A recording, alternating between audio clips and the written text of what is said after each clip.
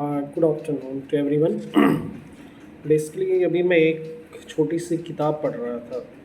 ये जो किताब है ये लिखी है डैमन ज़हरील्स ने। एक अच्छा राइटर है। बेसिकली सेल्फ हेल्प बुक कह सकते हैं हम इसको, नॉवल भी नहीं कह सकते हैं। एक छोटी सी किताब है, लेकिन किताब का टाइटल बहुत अच्छा है, the art of saying no. बहुत अच्छा इम्पॉर्टेंट है, the art of saying no. अभी मैं जब किताब को मैंने पढ़ लिया इसको एक दो बार, तो दो तीन चीज़ें मुझे समझ में आई जो बहुत इम्पॉर्टेंट है। इसमें दरअसल ये राइटर जो है ये कोशिश कर रहा है कि हमको सिखाने की कि आप अपने आप का जो टाइम है, बहुत वैलिड टाइम है, आप कैसे दूसरे को ना कर सकते हो विथआउट फीलिंग रिग्रेट।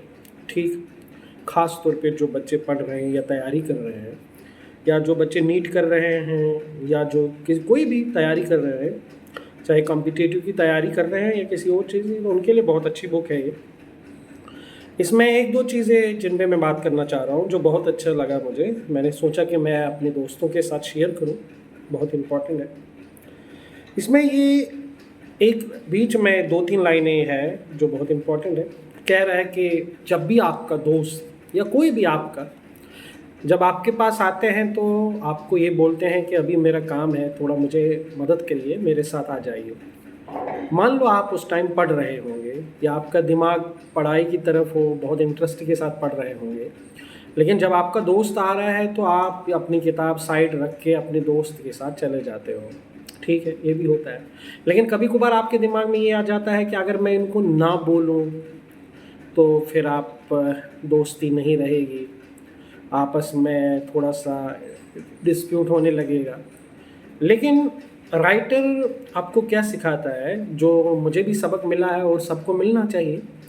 दरअसल आपका टाइम दोबारा नहीं आ सकता है। अगर आपका टाइम चला गया है, ये दोबारा नहीं आ सकता है।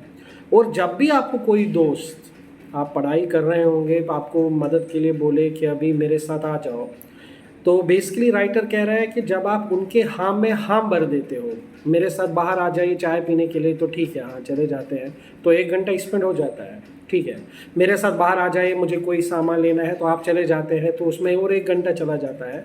तो आपको पता भी नहीं चलता है कि जब भी आप दूसरे को हाँ हाँ करते रहते हो तो आप अपने काम को नहीं नहीं में बदल देते हो। ठीक है, राइटर ये कह रहा है कि आप दूसरे को अच्छे से ये बताइए, स्ट्रेट फॉरवर्ड होना चाहिए कि अभी मैं ये काम कर रहा हूँ, लेकिन मुझे नहीं पता कि इस काम में मुझे कितना टाइम लग सकता है।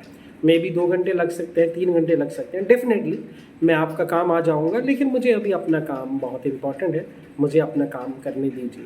तो लिहाजा जितने भी दोस्त हैं जो पढ़ाई कर रहे हैं कॉम्पिटिटिव की या किसी और काम में हैं, तो प्लीज़ अपने टाइम को तरजीह दे दीजिए, अपना वक्त बचाइए। भले ही कि दूसरे को आप समझो कि वो रिग्रेट करेगा, नहीं, ऐसा नहीं होगा। जो भी होगा आप ना बताइए और अपने काम को तरजीह दे दीजिए। एक ऐसा मकाम आएगा जब आपका काम, जब आप कामयाबी की तरफ आ जाएंगे, तो फिर ये छोटी बड़ी चीज़ें नहीं रहती हैं। राइट।